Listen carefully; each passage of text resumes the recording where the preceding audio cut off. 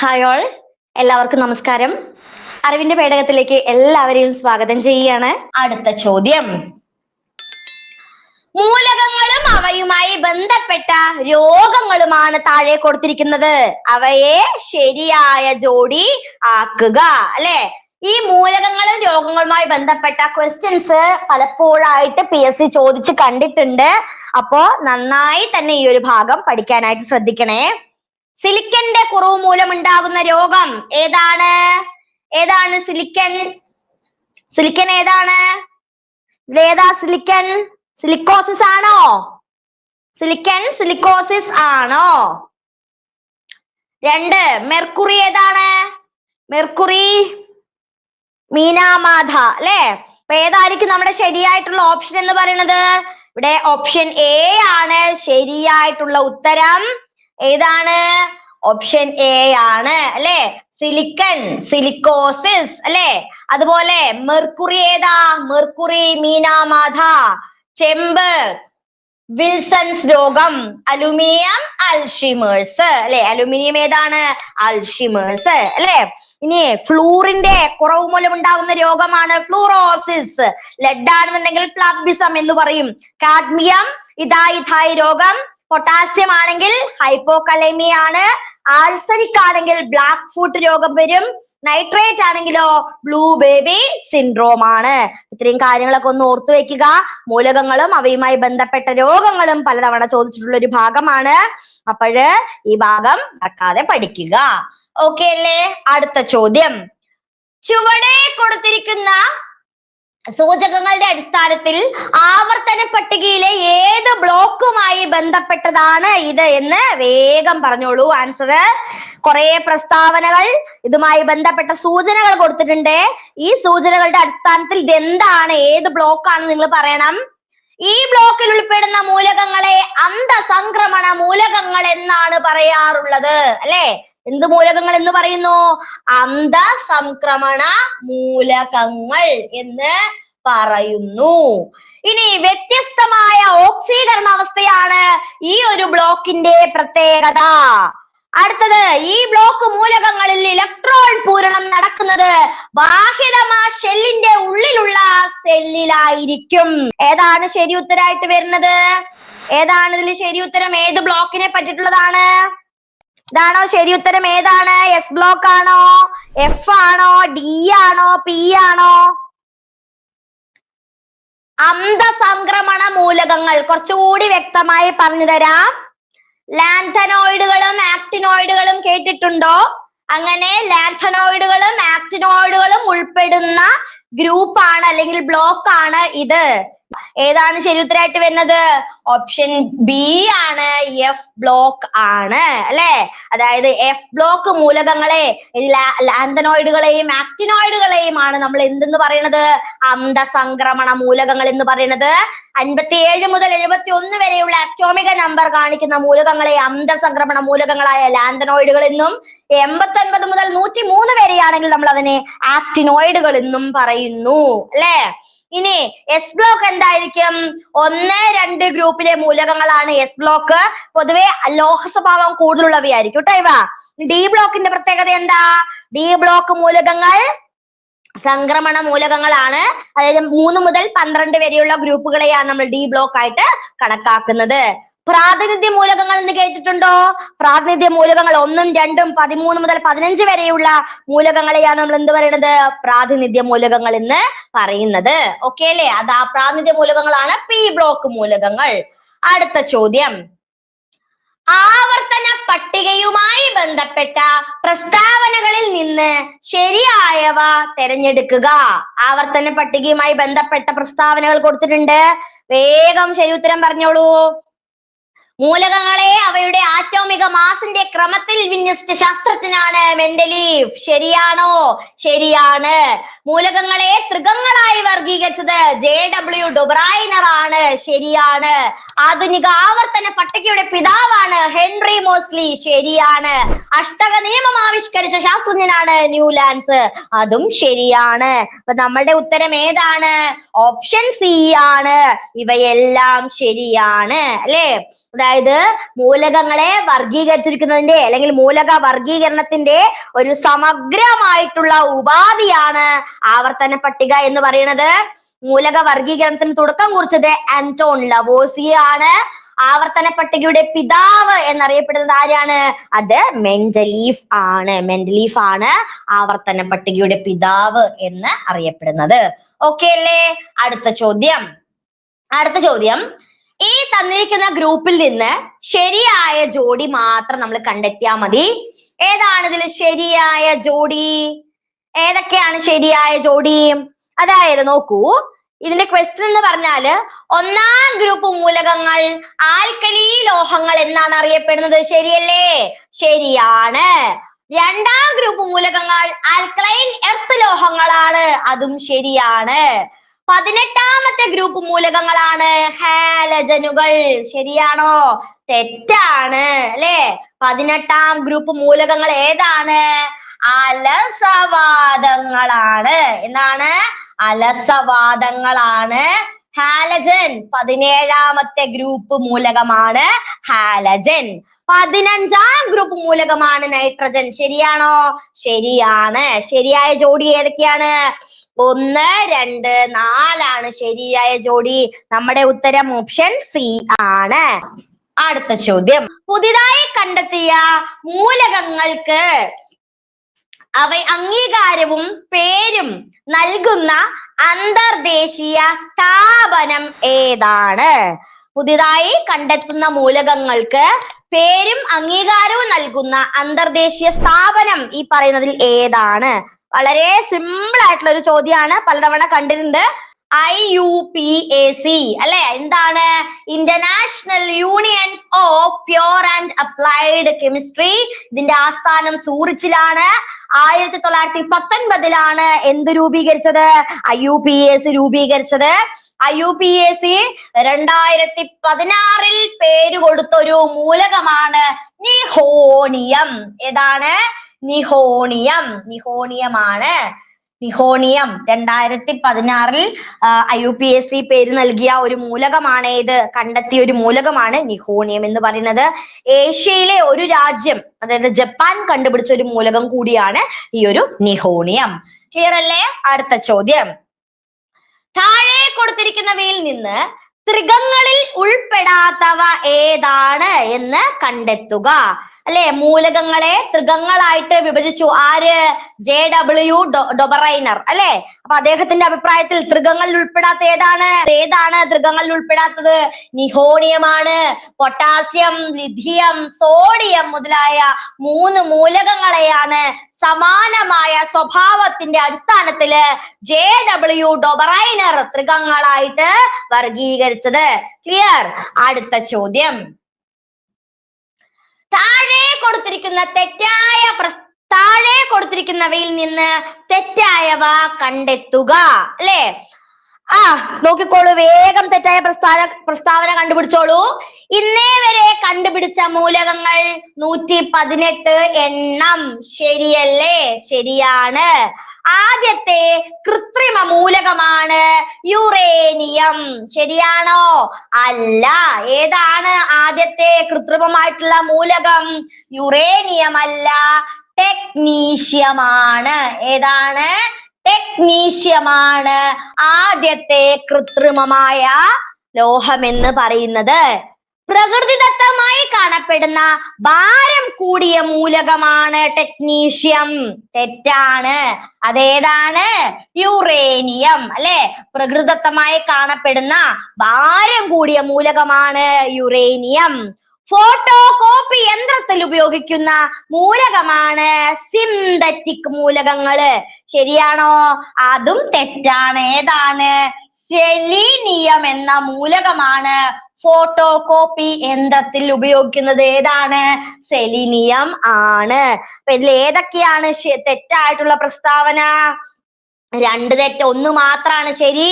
2, 3, 4 തെറ്റാണ്. നമ്മളുടെ ഉത്തരം ഓപ്ഷൻ ഡി ആണ്. 2, 3, 4 തെറ്റ്. ഓക്കെ അല്ലേ? അടുത്ത ചോദ്യം, കൂട്ടത്തിൽ പെടാത്തവനെ കണ്ടെത്തുക. Beryllium, magnesium, sodium, fluorine. ലാനാണ് കൂട്ടത്തിൽ പെടാത്ത ഒറ്റയാണ്. ആരാണ്? Beryllium, magnesium, radium. സോഡിയം അല്ല കേട്ടോ, ഇത് റേഡിയം ആണേ. ചെറിയൊരു ടൈപ്പിംഗ് മിസ്റ്റേക്ക് ആണ്, ശ്രമിക്കണേ. സോഡിയം അല്ല, റേഡിയം. റേഡിയം ആണ്. Beryllium, magnesium, radium, fluorine. ഇതിലേതാണ് ശരിയല്ലാത്തത്? കൂട്ടത്തിൽ പെടാത്ത ആൾ ആരാണ്? ഓപ്ഷൻ ഡി ആണ്. Option D fluorine. എന്താണ്? ബാക്കിയുള്ളവയൊക്കെ എന്താണ്? രണ്ടാം ഗ്രൂപ്പ് മൂലകങ്ങളായിട്ടുള്ള ആൽക്കലൈൻ എർത്ത് ഗ്രൂപ്പ് ആണ്. ഫ്ലൂറിൻ മാത്രം ഏതാണ്? 17ാമത്തെ ഗ്രൂപ്പ് മൂലകമാണ്. കിട്ടിയല്ലോ? ഓക്കെ, അടുത്ത ചോദ്യം. ചുവടെ കൊടുത്തിരിക്കുന്ന പ്രസ്താവനകളിൽ നിന്ന് മണിമാധവ ചാക്യാർക്ക് അനുകൂലമായവ വിലയിരുത്തുക. അല്ലെ, ദൃശ്യശ്രാവ്യ കലാരൂപങ്ങളുമായി ബന്ധപ്പെട്ട കലാകാരന്മാരെ പറ്റിയിട്ടുള്ള ചോദ്യമാണ്. ശ്രദ്ധിച്ചോളൂ. മണിമാധവ ചാക്യാരുമായി ബന്ധപ്പെട്ട പ്രസ്താവനകൾ നോക്കൂ. കഥകളിക്ക് കണ്ണുകൾ നൽകിയ കലാകാരനാണ്. ശരിയാണ്. കൂടിയാട്ടത്തെ കുറിച്ച് നാട്യകൽപദ്രുമം എന്ന ഗ്രന്ഥം രചിച്ചത് അദ്ദേഹമാണ്. ശരിയാണ്. 1974 അദ്ദേഹത്തിന് പത്മശ്രീ പുരസ്കാരം ലഭിച്ചു. ഛത്രവും ചാമരവും എന്ന നിരൂപണ ഗ്രന്ഥം രചിച്ചത് ഇദ്ദേഹമാണ്. തെറ്റാണ് അല്ലേ? ഏതാണ് ശരിയായിട്ടുള്ള ഉത്തരം? 1, 2, 3 ശരിയാണ്. നമ്മളുടെ ഉത്തരം ഓപ്ഷൻ സി ആണ് ഇവിടെ ശരിയായിട്ട് വരുന്നത് അല്ലെ.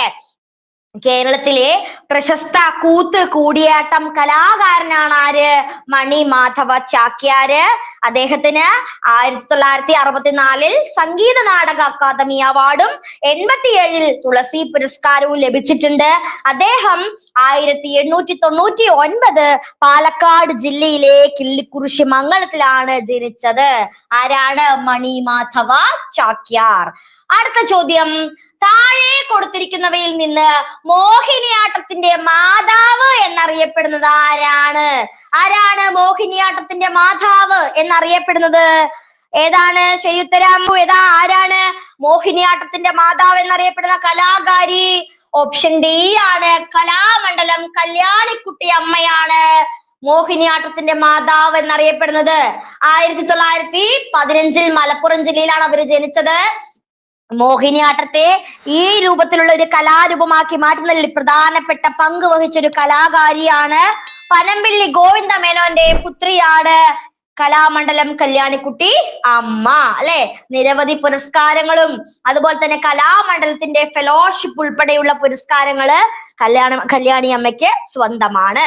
അടുത്ത ചോദ്യം.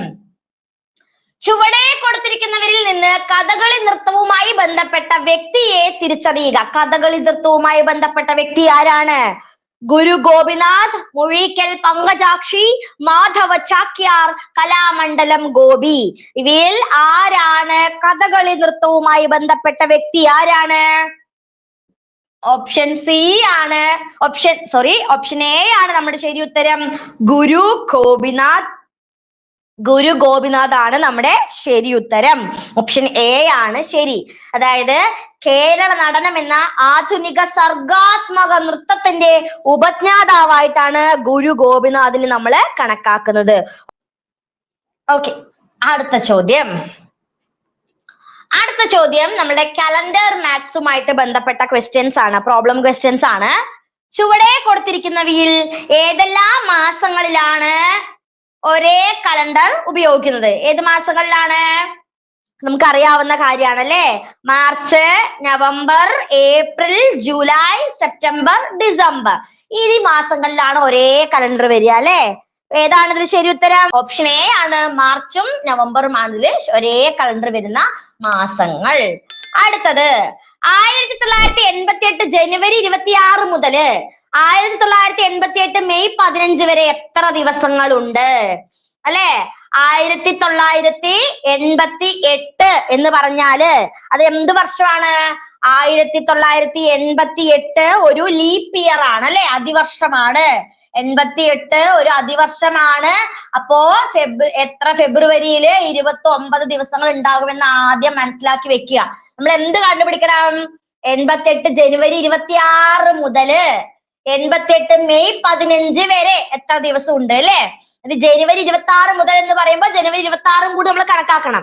അപ്പൊ ജനുവരി 26 മുതൽ ഇനി എന്താ പറയാ ഫെബ്രുവരി തുടങ്ങാനായിട്ട് ഇനി 6 ദിവസം ഉണ്ട് അല്ലെ?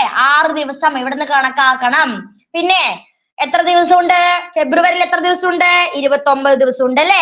മാർച്ചിൽ എത്ര ദിവസമുണ്ട്? 31 ദിവസമുണ്ട്. ഏപ്രിൽ എത്ര ദിവസമുണ്ട്? 30 ദിവസമുണ്ട്. ഏത് വരെ നമുക്ക് കണക്കാക്കണം? 15 വരെ കണക്കാക്കണം. ഇതെല്ലാം കൂടി കൂട്ടുക. എത്ര കിട്ടും നമുക്ക് ആൻസർ? ഇതെല്ലാം കൂടി പ്ലസ് ചെയ്യുമ്പോ 6, 29, 31, 30, 15 അല്ലെ?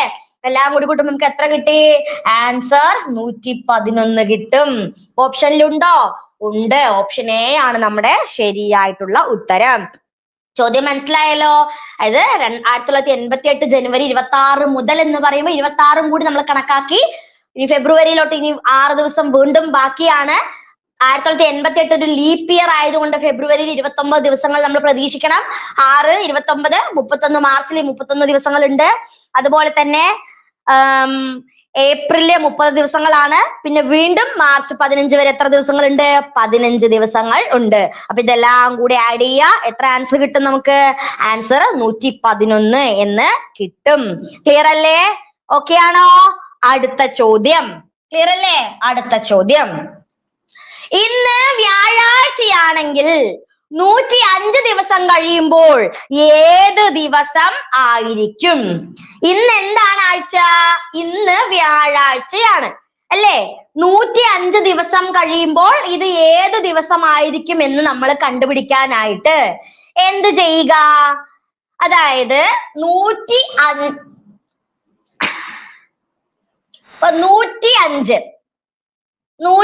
ദിവസം കഴിഞ്ഞ് ഏത് ദിവസമായിരിക്കും എന്ന് കണ്ടുപിടിക്കാനായിട്ട് 105 ഇവിടെ. 105 ദിവസമാണ് നമ്മൾ ബേസ് ആയിട്ട് എടുക്കേണ്ടത്. അപ്പോ ഒരാഴ്ചയിൽ എത്ര ദിവസങ്ങളുണ്ട്? 7 അല്ലേ? അപ്പൊ 105 ഹരിക്കണം 7 ചെയ്യുക. അപ്പൊ എത്ര കിട്ടും? 177. ശിഷ്ടം വല്ലതും വരുവോ? ശിഷ്ടം വരുവോ? 177. 7 ഇട്ടു. ബാക്കി 3, 5, 7, 5. 177, 5, 35 അല്ലെ? 0, 0. അപ്പോൾ ശിഷ്ടം 0 ശിഷ്ടം 0 ആയതുകൊണ്ട് എന്തായിരിക്കും ആൻസർ? അതേ ദിവസം തന്നെയായിരിക്കും വ്യാഴാഴ്ച. ഇന്ന് വ്യാഴാഴ്ചയാണ്. 105 ദിവസം കഴിഞ്ഞിട്ട് ഏത് ദിവസമായിരിക്കും എന്ന് പറഞ്ഞാല് ശിഷ്ടം വന്നാല് ആ ശിഷ്ടത്തിന് ആ വ്യാഴാഴ്ചയോട് കൂട്ടി നോക്കണം. പക്ഷെ ഇവിടെ ശിഷ്ടം 0 ആയതുകൊണ്ട് അതേ ദിവസം തന്നെയായിരിക്കും ആ 105 ദിവസം കഴിഞ്ഞിട്ട് വരുന്നത്. അടുത്ത ചോദ്യം. 2000 ജനുവരി 16 ഞായറാഴ്ചയാണെങ്കിൽ 2001 ജനുവരി 15 ഏത് ദിവസമായിരിക്കും? അല്ലെ? ഇപ്പൊ 2000 ജനുവരി എന്ന് പറയുമ്പോ അത് നൂറ്റാണ്ട് വർഷമാണ് അല്ലെ? നൂറ്റാണ്ട് വർഷത്തില് ഡിസംബർ 31 എപ്പോഴും സൺഡേ ആയിരിക്കും അല്ലെ? 2000 ഒരു നൂറ്റാണ്ട് വർഷവുമാണ്. ഡിസംബർ 31 സൺഡേ ആണ്. ഇതൊരു ബേസിക് ആയിട്ടുള്ള ഒരു കോമൺ ആയിട്ടുള്ള ഒരു കാര്യമാണ്. ഉറപ്പല്ലേ? ഓക്കെ. അങ്ങനെയെങ്കില് 2001 ജനുവരി മൺഡേ ഏത് ദിവസമാണ്? മൺഡേ വരുന്നത് ജനുവരി 1 മൺഡേ ആയിരിക്കും വരിക. അതായത് നൂറ്റാണ്ട് കഴിയുമ്പോൾ, അതായത് 2000 എന്ന് പറയുന്ന ആ നൂറ്റാണ്ട് വർഷം ഡിസംബർ 31 എന്ന് പറഞ്ഞാൽ സൺഡേ ആണ്. ഇതൊരു കോമൺ ആയിട്ടുള്ള ഒരു കാര്യം. ഓക്കെ.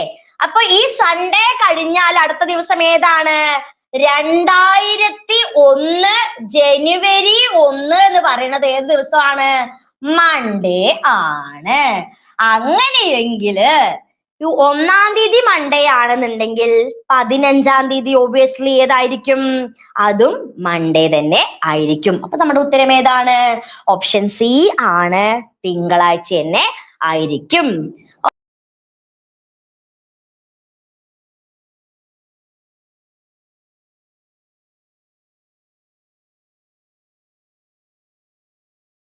ഓക്കെ.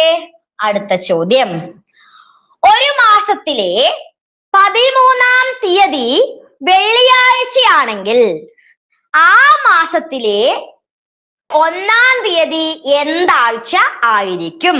അല്ലെ, അതായത് ഒരു മാസത്തിലെ 13-ാം തീയതി എന്ന് പറയുന്നത് ഏതാണ്? വെള്ളിയാഴ്ചയാണ് അല്ലെ. അതേ മാസത്തിലെ 1-ാം തീയതി ഏത് ആഴ്ച ആയിരിക്കും? ഏതാഴ്ചയായിരിക്കും? അപ്പൊ നമ്മൾ എന്ത് ചെയ്യുക? അതായത് ഒരു മാസത്തിലെ 13-ാം തീയതി വെള്ളിയാഴ്ചയാണ്, ആ മാസത്തിലെ 1-ാം തീയതി നമ്മളോട് ചോദിച്ചിരിക്കുന്നത്. അപ്പോ 13-ാം തീയതി എന്ന് പറയുമ്പോൾ നമ്മൾ എന്ത് ചെയ്യുക? ഈ 13-നെ 7 കൊണ്ട് ഹരിക്കുക അല്ലെ. 13-നെ എത്ര കൊണ്ട് ഹരിക്കുക? 7 കൊണ്ട് ഹരിക്കുക. അപ്പൊ നമുക്ക് എത്ര കിട്ടും? ശിഷ്ടം 6 എന്ന് കിട്ടും അല്ലെ. അതായത് 1 7 7 ശിഷ്ടം 6 എന്ന് കിട്ടും. ഉറപ്പല്ലേ? അപ്പോ ഈ ശിഷ്ടത്തെ വെള്ളിയിൽ നിന്ന് കുറയ്ക്കുക. കാരണം എന്താണ് ഇവിടെ? അതായത് ഒരു മാസത്തിലെ 13-ാം തീയതി നമ്മുടെ പറഞ്ഞിട്ട് 1-ാം തീയതി നമ്മളോട് ചോദിച്ചു, അതായത് ബാക്കിലോട്ട് പോവാനാ പറഞ്ഞത്. അപ്പൊ നമ്മൾ എന്ത് ചെയ്യുക? ശിഷ്ടത്തിൽ വെള്ളിയാഴ്ചയിൽ നിന്ന് നമ്മൾ എന്ത് കുറയ്ക്കണം? ഈ പറയുന്ന 6 ദിവസം കുറയ്ക്കുക. അപ്പൊ വെള്ളി, വ്യാഴം, ബുധൻ, ചൊവ്വ, തിങ്കൾ ഏത് ദിവസം കിട്ടും? 1-ാം തീയതി ഞായറാഴ്ച. ഓപ്ഷൻ ഡി ആണ് നമ്മുടെ ശരിയുത്തരായിട്ട് വരുന്നത്. ഓക്കെ അല്ലേ? നമ്മുടെ ശരിയുത്തരം ഏതാണ്? ഡി ആണ്, ഞായറാഴ്ചയാണ് അല്ലെ. Okay, thank you.